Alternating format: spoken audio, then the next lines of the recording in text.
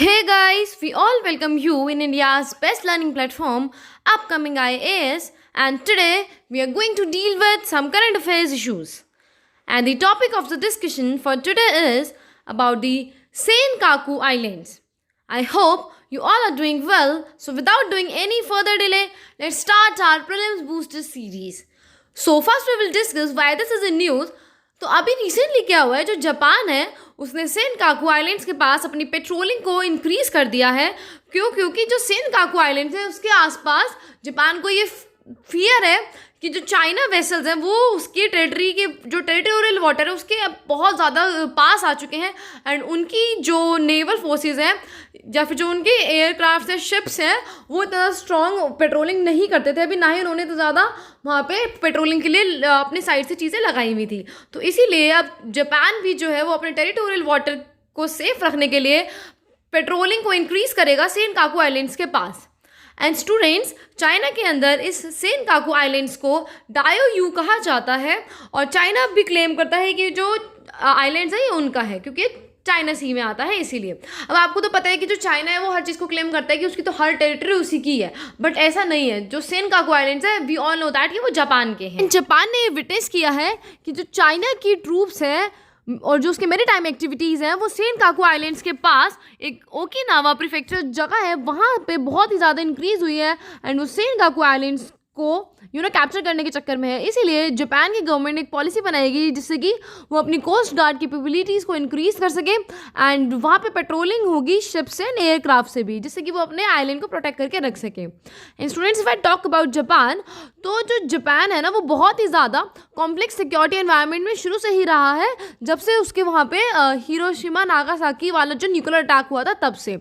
और तभी से ही वर्ल्ड वॉर सेकेंड के एंड के बाद से ही जापान को चाइना एंड नॉर्थ कोरिया से हमेशा थ्रेट रहा है, क्योंकि अब उन्होंने वो जो उनके ऊपर न्यूक्लियर अटैक हुआ था उसके बाद से ही 1947 से जापान ने अपने कॉन्स्टिट्यूशन में ये ऐड ऑन कर लिया था कि उसकी खुद की कोई मिलिट्री फोर्सेस नहीं होंगी, क्योंकि वो और ज़्यादा वॉर नहीं चाहते थे। क्योंकि अभी तक भी उस न्यूक्लियर अटैक जो अभी तक उसकी जो न्यूक्लियर अटैक की जो कॉन्सिक्वेंसेज है वो अभी तक वहाँ के लोगों में दिखते हैं।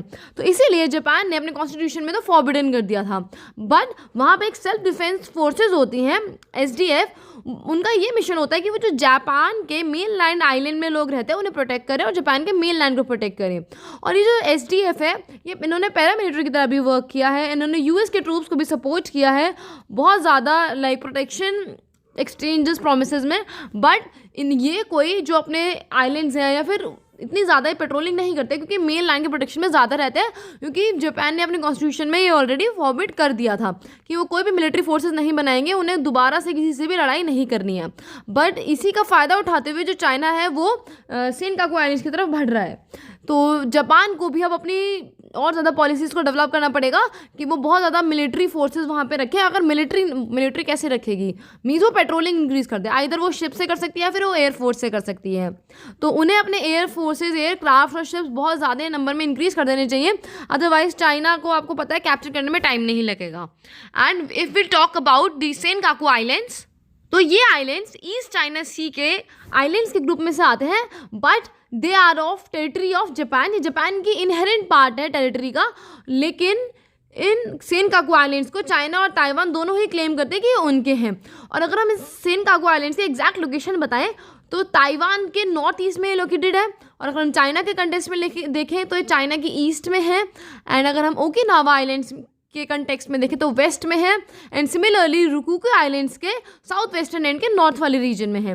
तो सेनकाकू आइलैंड्स काफ़ी ज़्यादा इंपॉर्टेंट हो जाते हैं, क्योंकि इसके आसपास भी बहुत सारे और आइलैंड्स जो हैं वो उनकी शुरू से ही टेरिटरीज थी जापान की या फिर और कंट्रीज़ की। बट जब ये जो चाइना है वो ये क्लेम कर रहा है कि क्योंकि ईस्ट चाइना सी में है इसलिए ये सेनकाकू आइलैंड्स चाइना का है, बट हमें पता है जापान की इनहेरिटेड टेरिटरी ही है Senkaku islands. So students, this was all about today's session. अब हमें देखना ही है कि जापान आगे और क्या क्या मूव्स लेता है अपने टेरिटरी को चाइना से प्रोटेक्ट करने के लिए। So we will end our session है। Thank you so much and have a nice day ahead. Do share it with your friends so that they can also get the benefit of prelims booster series, and stay tuned for the next update.